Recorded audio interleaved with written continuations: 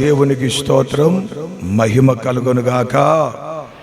ప్రియ దేవుని బిడ్డారా, మరి ఈరోజు మొదటి ఉపదేశం దేవుని వాక్యం. దేవుని వాక్యం గురించి గత మరి పైన వారం కాక అటుపోయిన వారం విన్నారు కదా. దేవుని వాక్యం ఎలాంటిది? సొత్తె వంటిది, పాల వంటిది, తేనె వంటిది, తర్వాత అగ్ని వంటిది, తర్వాత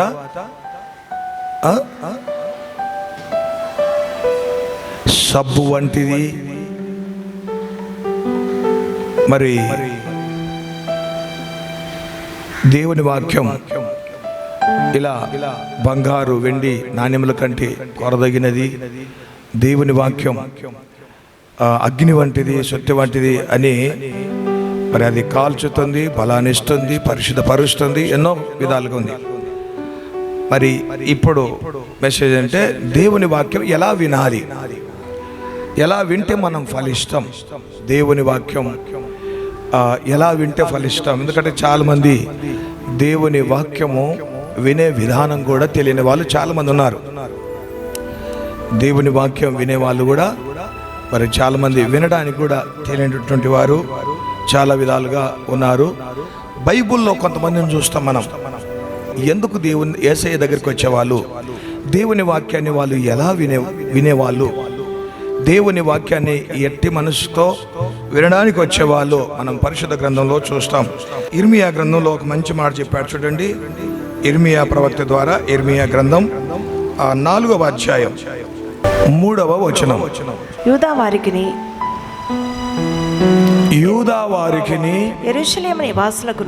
యెరూషలేము నివాసులకును యెహోవా ఇలాగు సెలవిచ్చుచున్నాడు.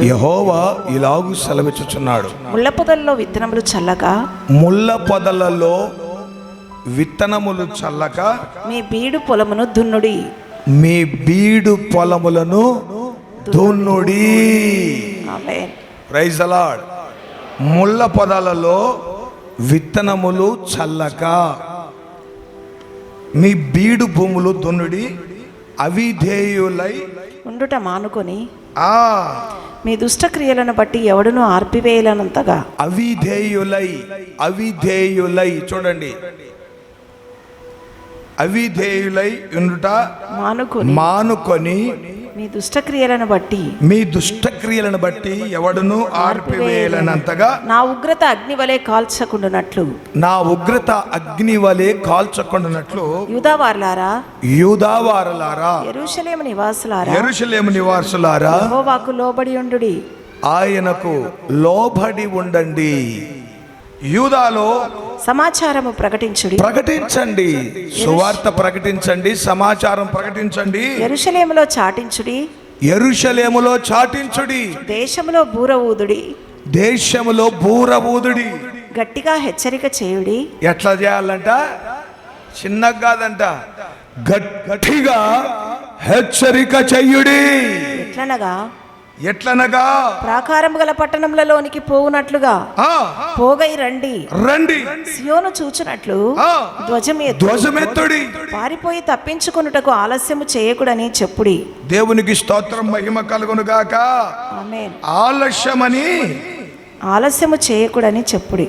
ఆలస్యము చేయకుడని చెప్పుడి.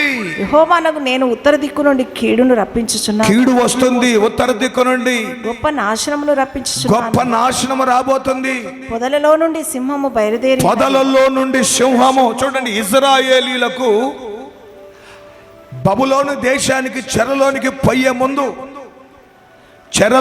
పోయే ముందు దేవుడు ఇర్మియా ప్రవక్త ద్వారా ఆయన వాక్యాన్ని ఎలా వినాలనో ముందుగానే తెలియపరుస్తున్నాడు. ఉత్తర దిక్కు నుండి కీడు రాబోతుంది, సింహం వస్తుంది. జనముల వినాశనమునకు బయలుదేరుతుంది. నీ దేశమును నాశనము చేయుటకు చూడండి, చూడండి ప్రయాణమై ప్రభువు వచ్చినప్పుడు చూడండి, ప్రభువు రాకడ అంటున్నాం కదా. ప్రభువు రాకడ జరిగిన వెంటనే ఏం జరుగుతుంది? క్రీస్తు విరోధి పరిపాలన క్రీస్తు విరోధి పరిపాలన ఈ భూమి మీదకి 7 సంవత్సరాలు ప్రియ దేవుని బిడ్డలారా పరిపాలన చేస్తాడు. కీడు రాబోతుంది. ఇజ్రాయెల్ ప్రజలకు కూడా నెబుకద్నెజర్ బబులోను నుండి రాబోతున్నాడు. మీ హృదయాలను వాక్యం వినడానికి సిద్ధపరచుకోండి. దేవునికి లోబడి ఉండండి. గట్టిగా హెచ్చరిక చేయండి, ప్రకటన చేయండి. పొదలలో నుండి సింహం బయలుదేరుచున్నది. జనముల వినాశకుడు బయలుదేరి ఉన్నాడు. నీ దేశమును నాశనము చేయుటకు అతడు ప్రయాణమై తన నివాసమును విడిచి ఉన్నాడు. నీ పట్టణములు పాడై నిర్జనముగా ఉండును. ఇందుకై గోనె పట్ట కట్టుకొనుడి. ఓ ప్రజలారా, వినాశకుడు బయలుదేరి ఉన్నాడు. ప్రజలను లోయలో, నరకములో, పాపములో తీసుకొని పోవడానికి. ఇందాక దర్శనం కూడా బ్రదర్ కథ కదా, పోయేవారిని కాల్చివేసి చంపుతున్నాడు అంటూ.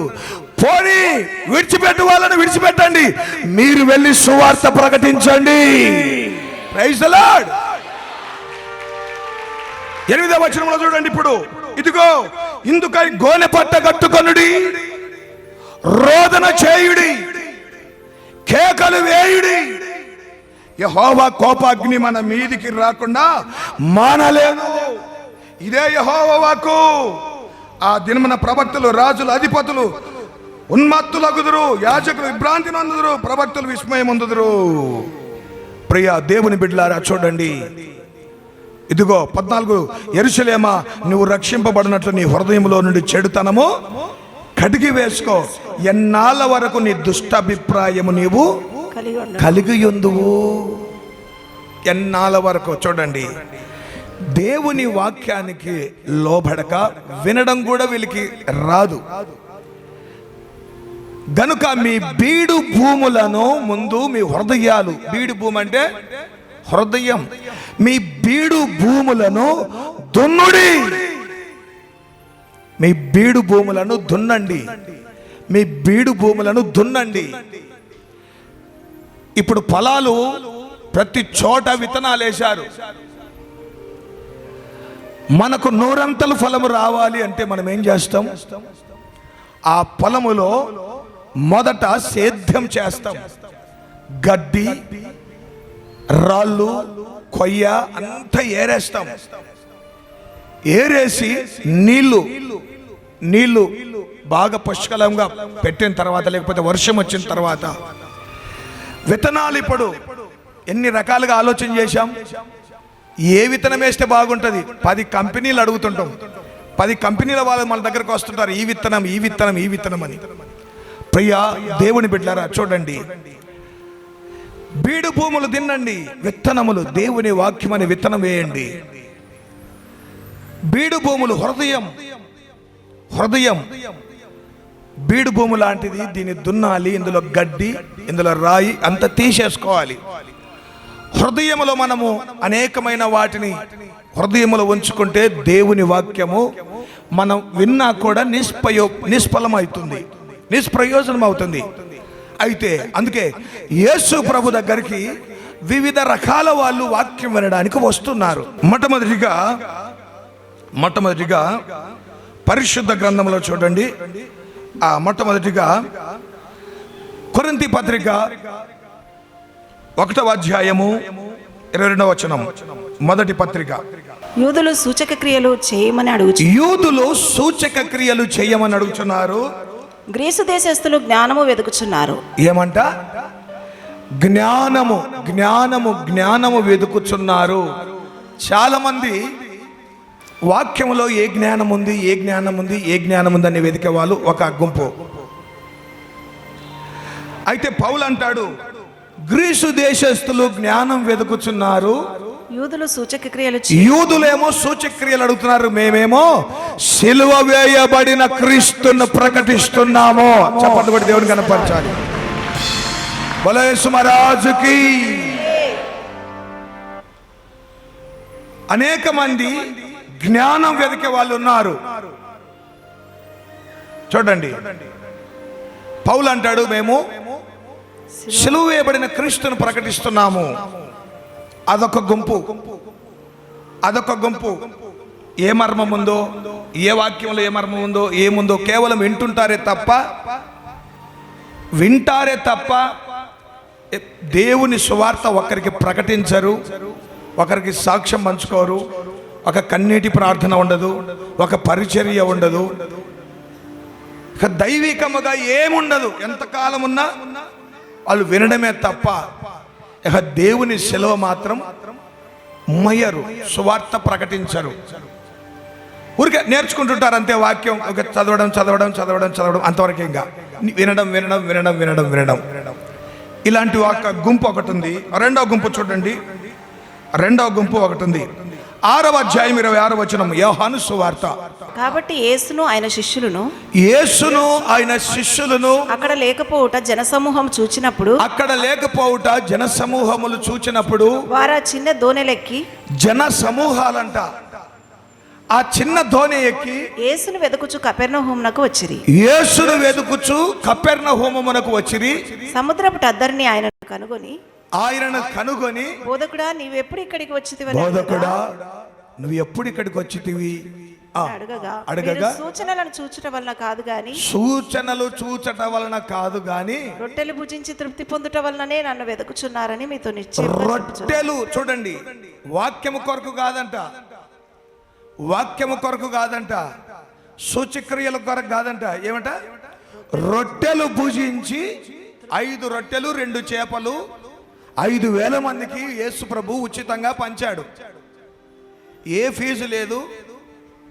మరి రొట్టెకు 2 రూపాయలు, రొట్టెకు 10 రూపాయలు అని కూడా లేదు. ఫ్రీ. 5 రొట్టెలు 2 చేపలు 5,000 మందికి పంచాడు. ఇక యేసు ప్రభుతో ఉంటే ఇంకేముంది అని చెప్పి ఆయన మాటల కొరకు కానీ వాక్యం కొరకు కానీ వెంబడించే వాళ్ళు కాదు. అందుకే యేసు ప్రభు కనుగొని ఏమంటున్నాడు వాళ్ళను, మీరు సూచనలను చూచటం వలన కాదు కానీ రొట్టెలు పూజించుట వలననే నన్ను వెతుకుతున్నారు. ఇది రెండవ గుంపు. చూడండి, ఇక మూడవ గుంపు చూడండి, లూకా సువార్త 11వ అధ్యాయం 52వ వచనం. అయ్యో ధర్మశాస్త్రోపదేశకులారా, మీరు జ్ఞానమును తాళపు చెవిని ఎత్తుకొని పోతే. జ్ఞానాన్ని వెతికే వాళ్ళు ఏం చేశారంట? జ్ఞానమంతా విని నేర్చుకొని ధర్మశాస్త్రాన్ని తాళం చేయి ఎత్తుకపోయారంట. వీళ్ళు ఎత్తుకపోయి మీరు లోపల ప్రవేశించారు, ప్రవేశించే వారిని కూడా అడ్డగిస్తారు. ఎవరు వీళ్ళు? వ్యభిచారులు కాదు, దొంగలు కాదు, మోసగాళ్ళు కాదు, తిట్టుపోతులు కాదు, తాగుబోతులు కాదు. చూడండి, జ్ఞానం అనే తాళం చేయి తీసుకుపోయారు. ధర్మశాస్త్ర జ్ఞానం లోపల ప్రవేశించారు, ప్రవేశించే వారిని అడ్డగిస్తారు. ఆయన అక్కడి నుండి వెళ్ళినప్పుడు శాస్త్రులు పరిచయులు ఆయన మీద నిండా పగబట్టి, దొంగలు కాదు, వ్యభిచారులు కాదు, నరహంతకులు కాదు, వీళ్ళు ఆయనను నిండా శాస్త్రులు పరిచయులు నిండా పగబట్టి ఆయన మీద నేరం మోపవలనని ఉండి, ఆయన నోట నుండి వచ్చు ఏ మాటనైనను, చూడండి దేవుని మాట, ఆయన నోట నుండి వచ్చు ఏ మాట అయినను పట్టుకొనుటకు పొంచి వెతకుచు చాలా సంగతులను గురించి ఆయనను మాట్లాడింపసాగిరి. కొంతమంది ఆయన నోట నుండి వచ్చు మాట ఏ మాటనైనాను వస్తుందా పట్టుకోవడానికి. వీళ్ళు వాక్యం వినడానికి కాదంట, రక్షింపబడడానికి కాదంట, పరిశుద్ధపరచుకోవడానికి కాదంట, దేవుని రాజ్యం కొరకు కాదంట. కేవలము యేసయ్య నోట నుండి వచ్చు మాటలను వీళ్ళెవరు? దొంగలు కాదు, వ్యభిచారులు కాదు, మోసగాళ్ళు కాదు, తిట్టుబోతులు కాదు, తాగుబోతులు కాదు. చూడండి, ఆయన నోట నుండి వచ్చు మాట పట్టుకోవడానికి పొంచి ఉన్నారంట. వెతుకుచు చాలా సంగతులను గూర్చి మాటలాడింపసాగిరంట. ఆయననే ఇట్లా చేశారంటే ఇంకా నీవు నేను చూడండి ఇంక ఎట్లా ఉంటుందో. ఇక మన గురించి ఎన్ని విధాలుగా చెప్తుంటారో, ఎన్ని రకాలుగా చెప్తుంటారో. యేసు ప్రభువునే, లోకరక్షకుణ్ణే, దేవుణ్ణే ఆయన నోట నుండి వచ్చు మాట పట్టుకోవడానికి ప్రియ దేవుని బిడ్డలారా, ఈ లోకంలో మనం ఎంత జాగ్రత్త కలిగి ఉండాలి, ఎంత జాగ్రత్త కలిగి ఉండాలి. నోట నుండి వచ్చు మాట పట్టుకొని ఆయన మీద నేరాలు మోపుటకు ఆయనను మాట్లాడిపోసాగినారు. ఇంకా చెప్పు, ఇంకా మాట్లాడి ఇంకేం వస్తుందో. చూడండి ప్రియా దేవుని బిడ్డారా, ఇదొక గుంపు. వాక్యం వినడానికి కొంతమంది మందిరానికి చూడండి, ఒకటి జ్ఞానం వెతకడానికి వచ్చి ఒక గుంపు, రెండవది ఆహారం కొరకు ఒక గుంపు, మూడవది ఏదైనా పట్టుకోవాలా తప్పు అని పొంచి ఉన్నారంట, మాట్లాడింపసాగారంట, ఏదైనా తప్పు పట్టుకోవాలని అనే ఒక గుంపు. 3 గుంపులు అయిపోయినాయా? 4వ గుంపు చూడండి, 4వ గుంపు 16వ అధ్యాయం, మత్తయి సువార్త 16వ అధ్యాయం 1వ వచనం. ఈరోజు మనం దేవుని మందిరానికి ఎందుకు వస్తున్నాం? దేవుని వాక్యం అసలు మనం ఎలా వినాలి? యేసు ప్రభు దగ్గరికి ఆ రోజుల్లో సాక్షాత్తు దేవుని బిడ్డలారా చూడండి, ఆయన ఇలా నిలబడి ఇలా బోధిస్తుంటే ఆయన దగ్గరికే ఎంతమంది ఇలా వచ్చారు చూడండి. ఇంక ఈరోజు మనం సాధారణము సీదా ఆయన కాలి గోటికి కాదు, గోట్లో ఉన్న మనుకు కాదు, అసలు ఇది ఎందుకు పనికిరాని మన పరిస్థితి ఎట్లా ఉంటుంది చెప్పండి. అంటే దేవుని పిల్లలు ఎంతో జాగ్రత్తగా ఉండాలి వాక్యం వినడానికి. ఎలాంటి వాళ్ళు వచ్చేవాళ్ళు? చదవండి అక్కడ. అప్పుడు పరిసయ్యులను సద్దుకయ్యులను వచ్చి ఆయనను శోధించుటకు ఏమంట? ఎందుకు వచ్చేవాళ్ళంట? చెప్పండి. శోధించుటకు పరిసయ్యులు సద్దుకయ్యులు వచ్చి ఆయనను శోధించుటకు ఆకాశం నుండి యొక్క సూచక క్రియ మాకు చూపుమని ఆయనను అడగగా ఏమంటున్నాడు? మాకు ఆకాశం నుండి ఒక సూచక్రియ. ఈరోజు మందిరానికి కూడా కొంతమంది ఈ గడ్డ పోతే నేను వస్తా మందిరం, ఈ దయ్యం పోతే నేను దేవుని మందిరానికి వస్తా, ఈ నాకు పిల్లలైతే దేవుని మందిరానికి వస్తా, నాకు ఫలాని మరి ఉద్యోగం వస్తే, లేకపోతే పెళ్ళి అయితే, లేకపోతే ఇంకొకటి. ఈరోజు ఎన్నో సూచక క్రియల కొరకు దేవుని దగ్గరకు వచ్చే వాళ్ళు ఉన్నారు.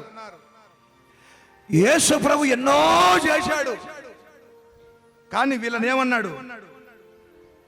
ఏమన్నాడంటే, ప్రియ దేవుని బిడ్డలారా, సాయంకాలమున మీరు ఆకాశము ఎర్రగా ఉన్నది గనుక వర్షము కురియదనియు, ఉదయం ఆకాశం ఎర్రగా మబ్బుగా ఉన్నది గనుక నేడు గాలివాన వచ్చునని చెప్పుదురు కదా. మీరు ఆకాశ వైఖరి వివేచింపనెరుగుదురు, ఈ కాలంలో సూచనలు వివేచింపలేరు. వ్యభిచారులైన చెడ్డతరం వారారా సూచక క్రియను అడుగుచున్నారు. చూసారా?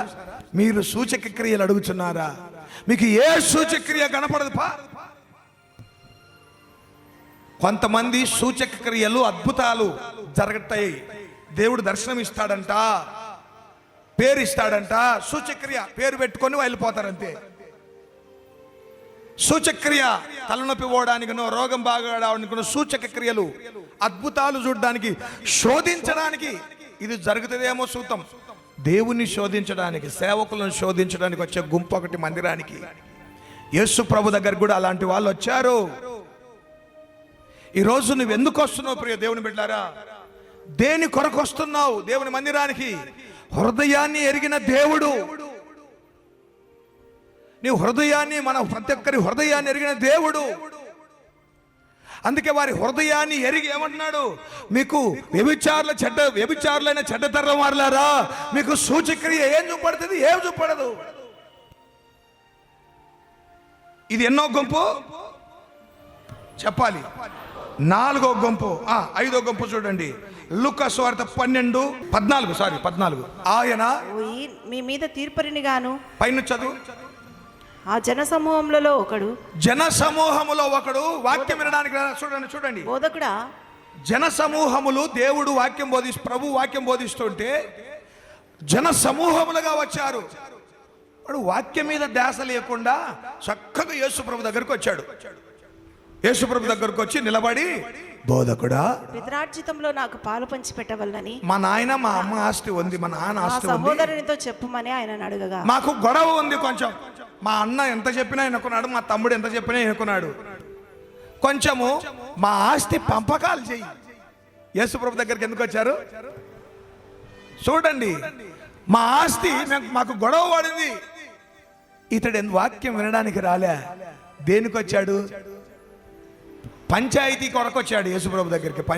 పంచాయతీ తీసుకొని మాకు పొలం వంచు, మా పిత్రార్జితము, మా సహోదరులు గొడవ పడుతున్నారు అంటే అప్పుడు యేసుప్రభు ఏమన్నాడు? ఓయి మీ మీద తీర్పరిగాను పంచిపెట్టువానిగాను నన్ను ఎవడు పెట్టాడు?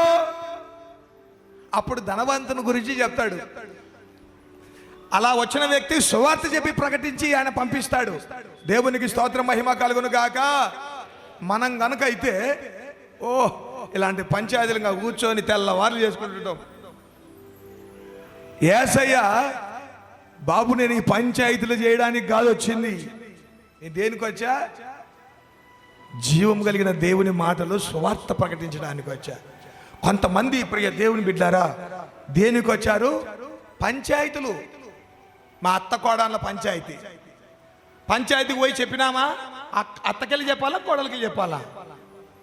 అత్తకెళ్ళి చెప్తే కోడలు మందిరమే ఇడిచిపెట్టిపోయింది, కోడలికి చెప్తే అత్తనే మందిరం ఇడిచిపెట్టిపోయింది. సేవకులు ఎవరికెళ్ళి చెప్తారు చెప్పండి? యేసయ్య ఎవరికెళ్ళి చెప్తాడు? సహోదరునికి వెళ్ళి చెప్తాడా? సహోదరునికి వెళ్ళి చెప్తాడా? తమ్మునికి వెళ్ళి చెప్తాడా? అన్నకెళ్ళి చెప్తాడా? అందుకే బాబు, నేను తీర్పరిగా నేను రాలేదు, మీరే ఏమన్నా చేసుకోండి, మీరే ఏమని చేసుకోండి. ప్రియ దేవుని బిడ్డారా చూడండి, సేవకులు ఎంత మాత్రం ఉన్నా సర్ది అటు ఇటు చెప్తారు, అంతే. సర్ది చెప్తారు, ఓర్చుకోండి అమ్మా అని చెప్తారు. ఇద్దరికి అత్త కోడలకైనా భార్య భర్తలకైనా ఒకరి పక్షాన్ని ఎప్పుడు చెప్పరు, ఓర్చుకోండి అని చెప్తారు. చూడండి, కొంతమంది ఇప్పుడు యేసయ్య దగ్గరికి ఇతడు దేనికి వచ్చాడు? ఆస్తి పంపకాల కొరకు, మాకు పంచు, మా పంచాయతీ అయిపోయి. చాలా మంది దేవుని వాక్యం కొరకు కాదండి, ఇలాంటివి పంచాయతీలు తీసుకొని వచ్చే వాళ్ళు ఉన్నారు. ఇంకొక మాట చూడండి, ఇది ఎన్నో గుంపు? 5వ గుంపు, 4వ గుంపు కదా, 5వ గుంపు. 6వ గుంపు చూడండి ప్రియ దేవుని బిడ్డారు, 6వ గుంపు చూడండి. యోహాను సువార్త 7వ అధ్యాయం 7:1 చూడండి. అటు తర్వాత యూదులు ఆయనను చంప వెతికినందున, యూదులు చంపడానికి వెతికే గుంపు ఒకటి. ఇప్పుడు యేసయ్య దగ్గరకు అనేక మంది సువార్త ప్రకటించడానికి వినడానికి వస్తుంటారు. ఎవరు తెలుసు దాంట్లో ఎవడు చంపనీకి వస్తున్నాడో కత్తి పట్టుకొని? ఆ మందిలో, ఆ గుంపులలో యేసు ప్రభువును చంపడానికి వచ్చే ఒక గుంపు. చూడండి, జీవము కలిగిన దేవుడు, పరిశుద్ధుడు, ఆయనను చంపడానికి వెతుకుతున్న గుంపు ఒకటి. అందుకే కింద చూడండి, కింద చూస్తే 12వ వచనం, మరియు జనసమూహంలో ఆయనను గురించి గొప్ప సనుగు పుట్టిందంట. జనసమూహంలో గొప్ప సనుగు పుట్టిందంట. కొందరు ఆయన మంచివాడనిరి, కొందరు ఆయనను మంచివాడనిరి, మరికొందరు కాడు, ఆయన జనులను మోసపుచ్చువాడనిరి. వాయబ్బా, కొందరు జనాలను ఆయన మోసపుచ్చుతున్నాడు, మోసం, అబద్ధాలు, మోసం అని యేసు ప్రభునే అంటున్నారంటే యేసు ప్రభు చెప్పే మాటలు మనల్ని ఎట్లా అంటారో చెప్పండి. జనాలను మోసపుచ్చేవాడు. కొందరేమో మంచివారు అంటున్నారు, కొందరేమో కాదు, జనాలను మోసపుచ్చేవాడు. ఆయనను చంపడానికి వెదికే గుంపు ఒకటి. ఇది ఎన్నో గుంపు? 6. చూడండి, ఆయన దగ్గరికి వచ్చే వాళ్ళు ఎలా ఉన్నారో. ఇంకొకటి చెప్తా చూడండి, చివరిగా 7వ గుంపు చెప్తా చూడండి. యోహాను సువార్త 6వ అధ్యాయంలో 60వ వచనం. ఆయన శిష్యులలో అనేకులు ఈ మాట విని, ఏ మాట? పైన 54, నా శరీరము తిని నా రక్తము తాగువాడు నిత్య జీవము గలవాడు. నా శరీరము తిని నా రక్తము తాగువాడు నిత్య జీవము గలవాడు. నా శరీరము తిని నా రక్తము తాగువాడు. ఇప్పుడు యేసయ్య శరీర రక్తం నలగొట్టబడిన నీకు నా కొరకు నలగొట్టబడిన శరీరము రక్తం, నలగొట్టబడిన శరీరము రక్తం.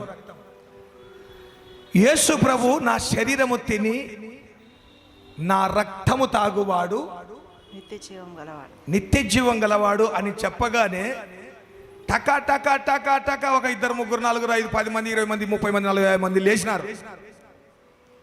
యేసు ప్రభుకి 12 మంది శిష్యులు కాక 70 మంది శిష్యులు ఉన్నారు. 70 మంది శిష్యులు టక టక టక టక లేచారు. లేచి ఇది కఠినమైన మాట. 60వ వచనం చూడండి, ఇది కఠినమైన మాట. ఇది ఎవడు వినగలడని చెప్పుకో. ఏమంట? ఏందయ్యా, నీ శరీరాన్ని రక్తాన్ని తినక మేము రాబందులమా? నువ్వు పీనిగవా? నువ్వు పీనిగవా? మేము రాబందులమా? అంతే కదా నువ్వు చెప్పేది. నువ్వు పీనిగవు, మేము రాబందులం అవుతామా? నీ శరీరము నీ రక్తం తినని తాగడానికి అని చెప్పి ఇది కఠినమైన మాట అని యేసు తన శిష్యులు దీన్ని గురించి చాలా సనుక్కుంటున్నారట. తనకు తానే ఎరిగి వారితో ఇట్లా నేను ఆయన సనుక్కున్న వారిని చూసి ఎరిగి వారితో ఇట్లా నేను దీని వలన మీరు అభ్యంతరపడుచున్నారా? దీని వలన మీరు అభ్యంతరపడుతున్నారా? అలాగైతే మనుష్య కుమారుడు మునుపున్న చోటునకు ఎక్కుట మీరు చూచిన ఎడల ఏమందురు?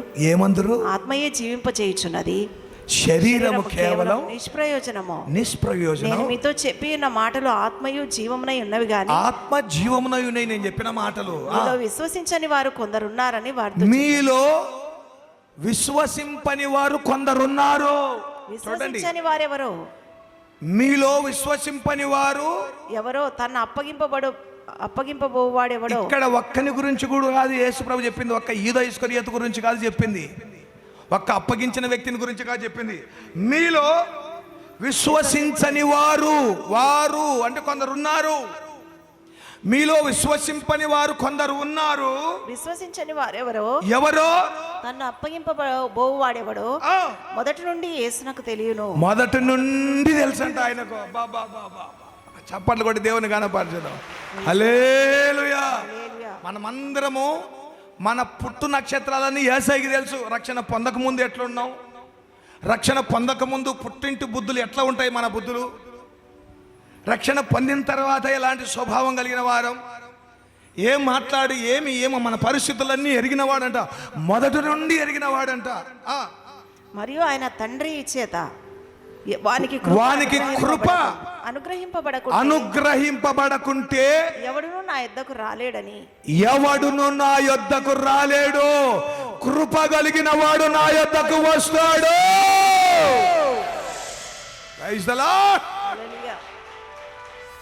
కృప లేకపోతే ఎవడు నా యొద్దకు రాడు. అప్పటి నుండి ఆయన శిష్యులలో అనేకులు వెనక తీసి మరి ఎన్నడూను ఆయనను వెంబడింపలేదు. ఈ హేతువు చేత, ఏ హేతువును బట్టి మీతో చెప్పింది, రక్తము మాంసం. ఇప్పుడు వెళ్ళిపోయిన వాళ్ళందరూ ఏం చెప్పింటారు? యేసు ప్రభు తప్పుడు బోధ బోధిస్తున్నాడు, యేసు ప్రభు శరీరము రక్తము తినమంటున్నాడు. ఆయన పీనిగను మనం తినేది ఎట్టా?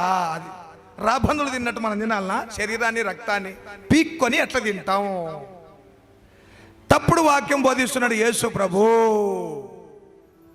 ఇక చూడండి ఎట్లుంటుందో. యేసు ప్రభు దగ్గరికి వీళ్ళు వాక్యము వినడానికి వచ్చిన వాళ్ళు, వీళ్ళు శిష్యులుగా ఉన్నోళ్ళు, శిష్యులుగానే ఉన్నారు. వీళ్ళు శిష్యులు. ఆ ఒక్క మాట చెప్పినందుకు ఇక ఆయనను విడిచి ఎప్పుడు కూడా వెంబడించలేదంట. ఇప్పుడు వెళ్ళిన వాళ్ళు, నేను ఈ వాక్యాన్ని ధ్యానించినప్పుడు వెళ్ళిన వాళ్ళు ఏం చెప్పింటారు యేసయ్య గురించి?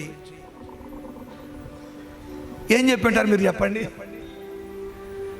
ఆయన అన్ని తప్పుడు మాటలు, తప్పుడు బోధ, తప్పుడు వాక్యము ఇవే చెప్పింటారు. మీ దగ్గరకు వచ్చి కనుక్కోండి, ఇప్పటికి కూడా ఇలాంటి శిష్యులు ఉన్నారు. అదే ఆత్మనే ఇప్పుడు కూడా. అప్పుడున్న ఆత్మ, యేసయ్య మీద ఉన్న ఆత్మ ఇప్పుడు సేవకుల మీద, సంఘములో ఉంటుంది. అలా వాక్యాన్ని అనుకొని విశ్వసింపని వారు ఎప్పుడెప్పుడు నేరాలు మోపుదామా, ఎప్పుడెప్పుడు తప్పులు పట్టుకుందామా, ఆయననే ఇడిచిపెట్టలేదు. ఇక మనం ఎంత చెప్పండి? అయితే శిష్యులను ఒక్క మాట అడిగినాడు యేసు ప్రభు. ఏమన్నాడంటే, కాబట్టి యేసు మీరు కూడా వెళ్ళిపోవాలని ఉన్నారా? మీరు కూడా అది సగం సగం ఎందుకు? మీరు సగం సగం భక్తి ఎందుకు? సగం సహవాసం ఎందుకు? యాకోబు, యోహాను, మీరు కూడా వెళ్ళవల్లని ఉన్నారా అని 12 మందిని అడగగా 12 మందిని అడగగా సీమోను పేతురు, యేసు ప్రభు వాళ్ళని వద్దనులే ఈ పోయిన వాళ్ళను, అందుకనే మీరు కూడా వెళ్ళాలనుకుంటున్నారంటే అప్పుడు సీమోను పేతురు, ప్రభువా యొద్దకు వెళ్ళుదుము, ఎవని యొద్దకు వెళ్ళుదము? నీవే నిత్య జీవపు మాటలు గలవాడవు, నీవే నిత్య జీవపు మాటలు గలవాడవు, నిత్య జీవపు మాటలు గలవాడవు, నిత్య జీవపు మాటలు గలవాడవు. కొట్టాలి చెప్పండి గట్టిగా. పాడు. దేవునికి మహిమ కలుగును గాక. మలేసుమరాజుకే. గత వారం బాప్తిసం క్లాసులో 26 మంది కూర్చుంటే 3వ రోజు 11 గంటలకు 11 గంటల 35 నిమిషాలకు 26 మంది కూర్చుంటే 24 మంది చరిత్రలో 10 సంవత్సరాల చరిత్రలో రికార్డులన్నీ దుడిపేచాడు యేసయ్య. చప్పట్లు కూడా దేవుని కనపడ్డాడు. బలేసుమరాజుకి. ఆ తర్వాత 1 గంట సేపటికి 25. మేమే కాస్త ఆలస్యం చేస్తే బాగుంటుంది అని చెప్పేసి కాస్త వండి, ఆయన ఎవరి మీద ఆధారపడాడు? యేసయ్య నా మీద కూడా ఆధారపడాడు, మన మీద ఆధారపడు. ఆయన తన కాలాన్ని ఎవరిని రక్షించగలను, ఏ సమయానికి ఎవరు రక్షించగలను, ఆయన తన పనులన్నీ పూర్తి చేసుకుంటూ వెళతాడు. Praise the Lord. హల్లెలూయా. కానీ ఆ భాగ్యాన్ని, ఆ కృపను మనం పోగొట్టుకుంటాం. దేవుని బిడ్డలారా, మరి దేవుని వాక్యాన్ని అటువైన నెలలో,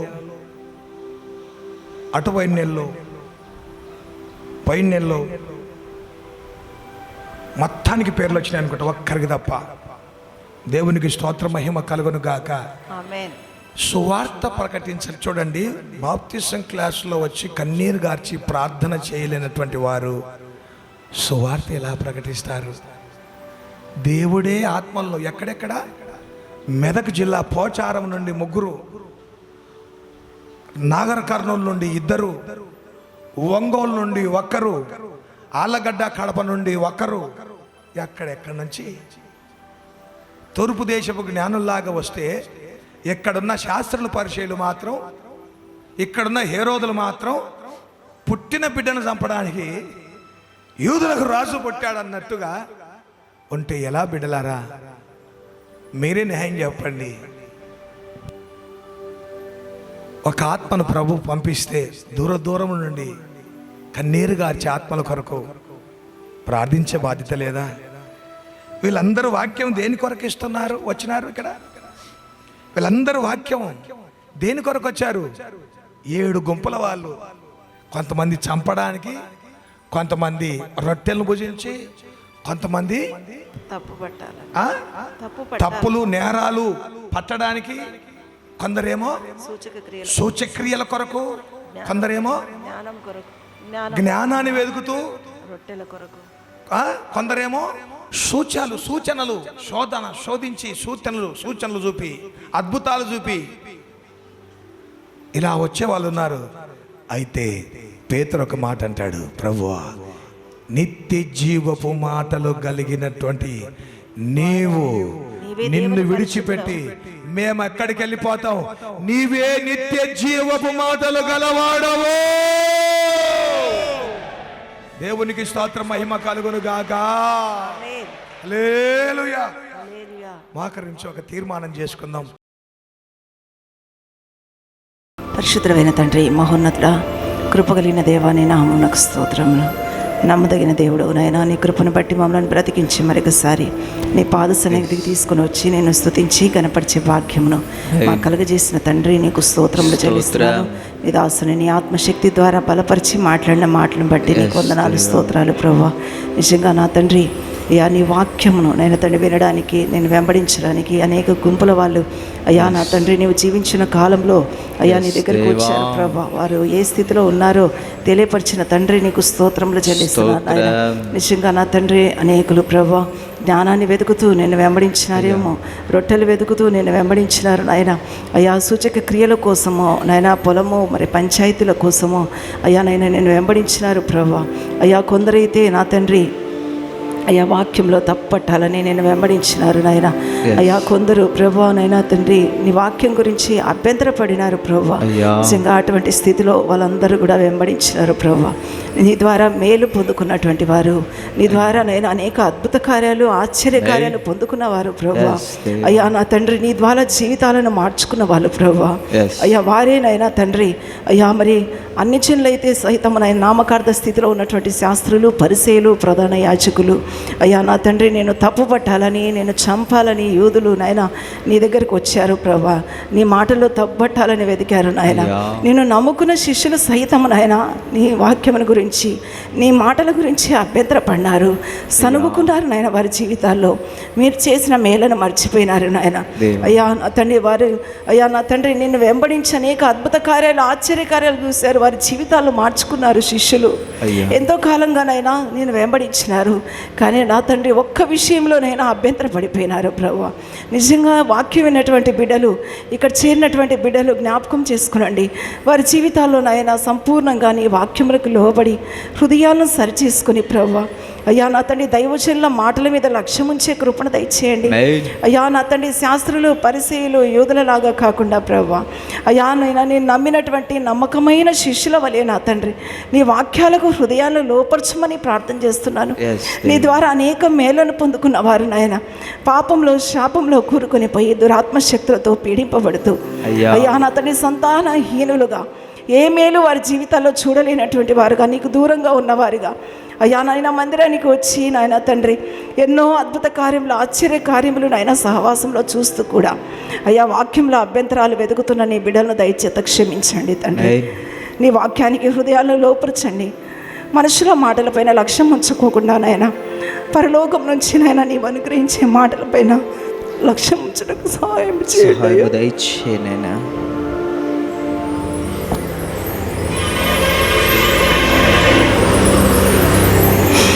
ఆత్మల వివేచనను అనుగ్రహించండి ప్రభు. ఆత్మీయ బిడ్డలందరికీ ఏది పవిత్రమో, ఏది అపవిత్రమో, ఏది నిజమో, ఏది అబద్ధమో, ఏది సత్యమైన వాక్యమో గ్రహించేటువంటి హృదయాలు దయచేయండి. చేదైన వేరు మొలుచుకున్నట్లుగా సహాయం చేయండి అయ్యా. మా ఆత్మీయ జీవితాలు బలపరచడానికి మీరు ఏర్పాటు చేసినటువంటి దైవజనుని యొక్క మాటల్లో అభ్యంతరాలు వెతకకుండా, తప్పులు వెతకకుండా నీ వాక్యానికి హృదయాలను లోపరుచుకునే కృపనివ్వండి నాయన. ఎన్నెన్నో మేలను అనుభవించినటువంటి మేము నాయన, ఈ వాక్యం ద్వారా పోషించబడినటువంటి మేము, ఈ వాక్యము ద్వారా గుచ్చబడి పొడవబడి జీవితాలను సరి చేసుకుని పాపాన్ని వదులుకొని పవిత్రపరచబడినటువంటి మేము, ఎన్నో అద్భుత కార్యాలు చూసినటువంటి మేము వాక్యాన్ని నాయన తండ్రి కలిపి చెరిపెడి బోధలాగా అంగీకరించకుండా ప్రభు నీ గద్దింపునకు లోబడే హృదయాలు దయచేయండి నాయన. నీ వాక్యము ఖండిస్తుంది నాయన. నీ వాక్యము పాల వంటిది, దేని వంటిది, ఖడ్గం వలె దూరినదని గ్రహించి వాక్యంలో ఉన్న సత్యాన్ని గ్రహించి హృదయాలు దయచేయమని, విన్నటువంటి వాక్యం నాయన ప్రతి హృదయంలో మీరే నీరు కట్టి ఫలింప చేసి మహిమ పొందుకొనమని యేసు నామములో అడుగుచున్నాను తండ్రి. ఆమేన్.